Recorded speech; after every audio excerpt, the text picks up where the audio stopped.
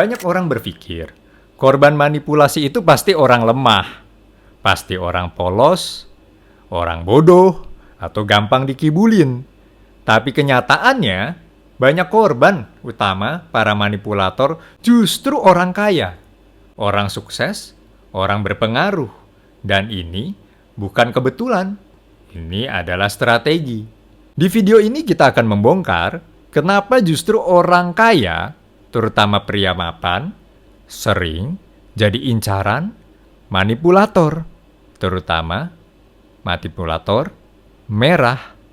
Oke, bumper dulu.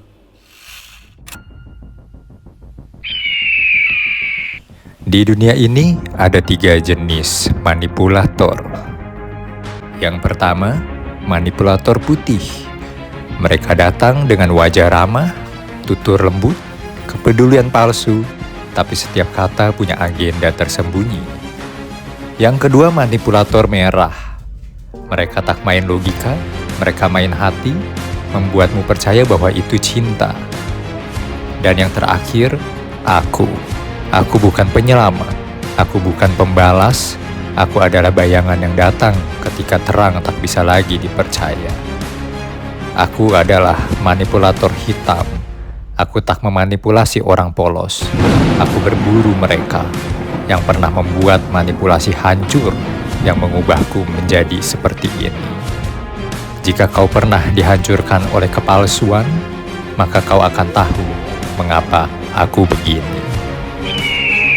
Luka tidak membuatku lemah, tapi membangkitkan sisi tergelap yang tak bisa mereka kendalikan. Halo teman-teman, seru banget hari ini kita akan bahas siapa itu manipulator merah. Seperti teman-teman udah nonton openingnya tadi ya, bumper kita tadi. Manipulator merah adalah tipe yang paling agresif secara psikologis dan sosial. Ciri khasnya anggun, sangat charming, pandai membaca celah psikologis orang, tidak punya empati tentunya, dan memandang hubungan sebagai permainan kekuasaan, permainan mental. Mereka bisa jadi pasangan romantis, rekan kerja, asisten pribadi, influencer spiritual, palsu tapi, bahkan partner bisnis yang datang dengan wajah polos. Percayalah, mereka tak datang dengan wajah monster. Mereka datang sebagai penyelamat, sebagai kekasih, sebagai orang yang bilang, aku bukan kayak orang lain yang cuma kejar harta kamu kok. Aku lihat hati kamu. Manipulator merah adalah ekspresi warna-warni dari grandiose NPD.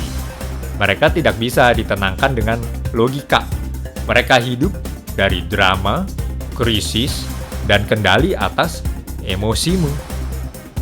Nah, ini yang paling serunya, kenapa targetnya orang kaya? Ada 3 alasan utama kenapa manipulator suka membidik orang kaya. Seperti yang saya pernah bahas di episode Impact Supernova ya. Yang seorang yang baik udah habis kesabarannya. Jangan salah, mereka ini para manipulator pasti diingat, sudah mengenal setidaknya kita itu siapa. Kita sudah ditarget dan sudah di-profiling. Pasti itu perlu diingat, teman-teman. Oke? Jadi, inilah 3 alasan utama kenapa manipulator suka membidik orang kaya. 1, karena mereka bisa diperah lebih lama. Orang kaya punya akses, koneksi, uang, status, pansos. Mereka bisa jadi ajang panjat sosial juga. Dan manipulator bukan cuma cari duit. Mereka cari posisi, cari power, cari influencer, cari pengaruh. 2, sepengalaman saya ini ya, karena orang kaya sering kesepian. Seperti yang kita bahas di episode sebelumnya ya, bahwa banyak yang mencari uang tapi ngerasa hidupnya hampa. Karena orang kaya sering kesepian secara emosional. Ini bagian paling ironis. Memang tidak semua orang kaya, tapi kebanyakan yang saya sering ketemui ya, apalagi saya di kota besar, di Jakarta. Orang yang punya segalanya di luar, sering kosong di dalam. Maka mereka pelariannya ke tempat-tempat gak benar. Ke ke dunia malam dan sebagainya. Pelampiasannya ke sana. Mereka lelah jadi pusat perhatian. Mereka capek dituntut jadi kuat dan sempurna. Mereka haus didengar, tapi takut dimanfaatkan. Dan disitulah manipulator merah masuk dan bilang, kamu gak harus kuat terus kok. Sama aku, kamu bisa jadi dirimu. 3. Karena manipulator merah suka menaklukkan. Buat mereka, hubungan bukan soal cinta. Nggak ada cinta-cintaan di sini. Tapi soal siapa yang bisa aku kuasai. Dan kalau bisa menaklukkan orang sukses, itu kemenangan terbesar ego mereka. Ingat teman-teman, manipulator merah adalah wajah emosional, eksplosif, dan berapi-api. Ciri khasnya grandios banget deh, grandios NPD. Mereka menaklukkan dengan cinta, menjerat dengan krisis, dan menghancurkanmu secara perlahan. Contoh yang nyatanya sering terjadi, saya analogikan begini ya, bayangkan ini ya. Ada seorang pria mapan, sukses, di usia muda, berhasil di dunia investasi saat usia 20-an.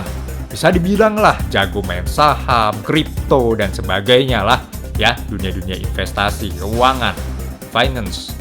Sudah punya bisnis, ya bisnis besar-besar di dunia malam, restoran, punya kendaraan sport, semua terlihat stabil. Tapi dalam hidup personal, sepi. Sering gagal menjalin relasi, sulit percaya orang baru, gagal terus dalam percintaan. Lalu datanglah seorang wanita penuh pujian, selalu bilang, "Kok kamu luar biasa ya?" Terus pandai membaca emosinya. Dan ini yang paling sering, pasti tidak pernah minta uang di awal, nggak kelihatan halus mainnya. Tapi perlahan mulai bermain peran, merajuk, cemburu, mengancam pergi jika tidak dimanja. Dan saat korban sudah terikat secara emosional, barulah dimulai drama panjangnya.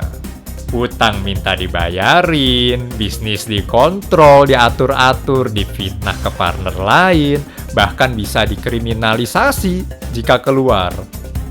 Dan yang paling menyakitkan, orang lain melihatnya sebagai pria yang beruntung punya pasangan muda dan cantik. Padahal dia sedang disedot perlahan. Disedot juga kesehatan mentalnya secara halus. Dan dengan gagahnya, biasanya nih ya gagahnya ya, korban menyangkal di depan publik jika sebenarnya mentalnya terganggu oleh manipulator merah. Karena pasti pride-nya terganggu juga dong.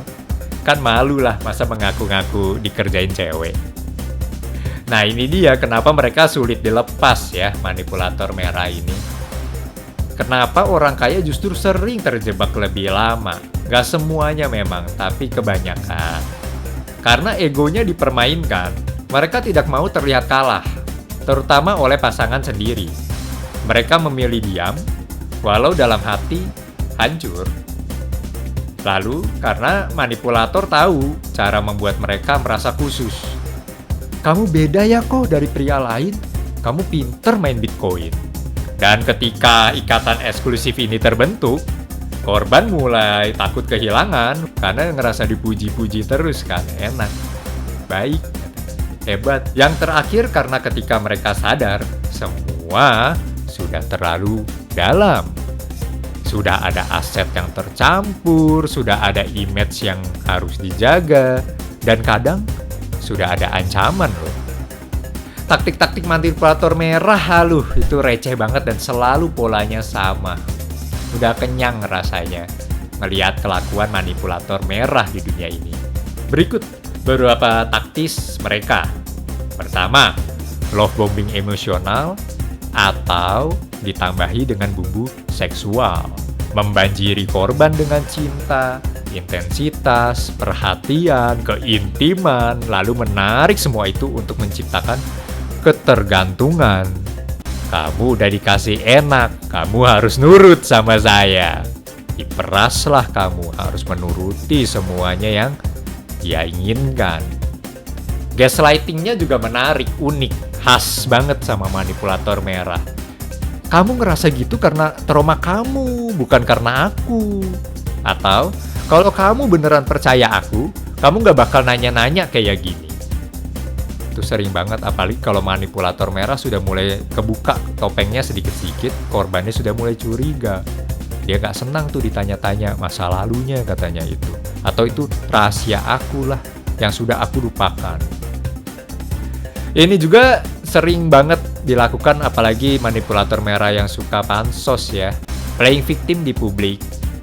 Jadi korban kaya bisa di-framing sebagai yang abusif, yang cuek, atau yang arogan, yang pelit. Karena kan orang image-nya kalau kita sukses itu kelihatannya congkak ya. Manipulator merah bisa memanfaatkan itu. Padahal itu hanya sifat-sifat yang karakter yang sengaja dibentuk di framing supaya kita terlihat kuat di dunia kerja. Sebenarnya kamu rapuh di dalamnya. Itu hanya di depan kamera. Biasanya orang-orang yang katanya tajir melintir ini, apalagi di usia muda, itu sombong terkesannya. Tapi seorang psikolog yang profesional atau seorang manipulator hitam bisa mencium kok sebenarnya ini orang benar-benar arogan atau tidak. Dan dia yang dimanipulasi dari awal sebenarnya korban ini. Tapi dia sudah terlanjur kadung. Mau mundur juga mungkin malu atau terancam. Dan sering sekali manipulator merah membalikan realita. Korban mulai ngerasa mungkin gue terlalu keras ya. Atau mungkin dia bener ya, cuma butuh dimengerti. Ya udah deh, gue beliin mobil juga lah, dia cuma minta itu. Nah teman-teman, tanpa saya bermaksud menggurui, tapi karena saya rangkum dari sepanjang kehidupan saya, mungkin teman-teman juga bisa sharing juga di kolom komentar bagaimana melindungi diri dari manipulator merah. Karena manipulator merah ini perawakannya lucu, ramah, cantik, atau yang cowok ganteng. Mereka sudah punya nilai tambah di mata masyarakat untuk sebagai posisi korban. Dan orang yang cantik atau ganteng biasanya dipercaya duluan walaupun dia kriminal. Jika kamu atau seseorang yang kamu kenal sedang dalam posisi ini, berikut langkah awalnya. 1. Jangan abaikan red flag hanya karena kamu nyaman. Nyaman itu bukan tanda cinta. Kalau diselingi kontrol, intimidasi, atau drama tak berujung. 2. Pisahkan cinta dari pemujaan. Manipulator tidak mencintai. Ingat, mereka tidak punya empati. Mereka memuja dan kemudian menghancurkan, bahkan mengontrol kehidupan kamu. 3. Kalau memang kalian belum habis-habis betul, apalagi teman-teman yang masih dalam posisi punya pegangan aset, harta, dan sebagainya, kalian boleh cari profesional aja. Entah itu psikolog, sahabat, mentor, sebagainya.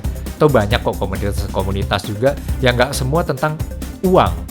Karena hidup adalah kesempatan ya, itu berkat ya bagi banyak orang yang tidak semua melulu karena uang baru mau deket kamu atau mau berteman sama kamu.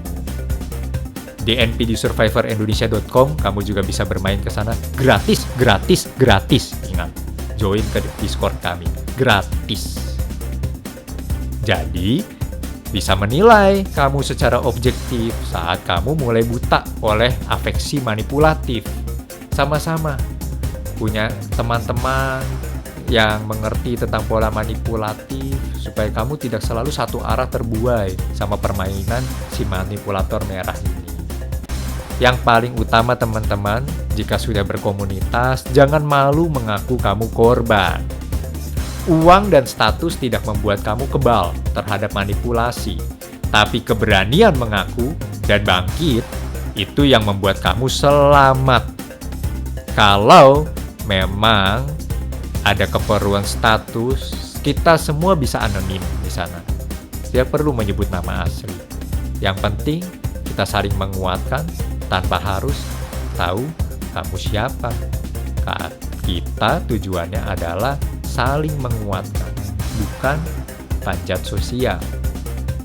Sebagai penutup, banyak orang berpikir kalau kamu sukses, kamu pasti tahu cara menjaga diri. Tapi justru karena kamu sukses, kamu sering jadi target mereka. Karena manipulator tidak cari cinta, mereka cari apa yang bisa mereka ambil dari kamu. Dan kamu pantas punya hubungan yang jujur, yang damai, yang tulus, bukan permainan yang membuatmu meragukan dirimu sendiri setiap hari. Jangan lupa subscribe channel ini dan bagikan ke teman-teman jika video edukasi ini bermanfaat untuk kamu. Gabung dengan komunitas kami di npdsurvivorindonesia.com. Saya Andrian Hendranata. Nantikan episode-episode selanjutnya.